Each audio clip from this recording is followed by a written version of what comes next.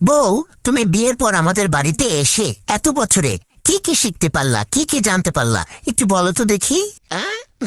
আমি অনেক অজানা জিনিস জানতে পারছি।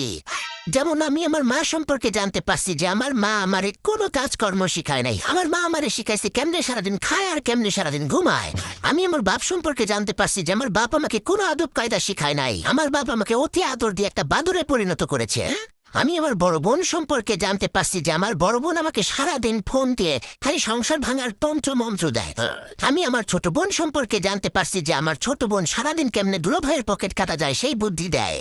আমি আমার বড় ভাই সম্পর্কে জানতে পারি যে কেমনে বোনের পকেট থেকে লাখ লাখ টাকা নিয়ে বড় ভাইকে ব্যবসা করানো যায়, এই বুদ্ধি আমার বড় ভাই আমারে দেয়। সবচাইতে বড় কথা, আমি আমার স্কুল কলেজ বিশ্ববিদ্যালয় সম্পর্কে জানতে পারছি যে তারা আমাকে কোনো শিক্ষাই নাকি দেয়নি, সেখান থেকে নাকি আমি শিখছি কেমনে বেয়াদবি করা যায়, কেমনে বড়দের মুরব্বীদের মুখে মুখে খালি তর্ক করা যায়। আর আরেকটা জিনিস কি, আমি আমার নিজের সম্পর্কে এতদিন যা জানতাম না সেটাও জানতে পারছি।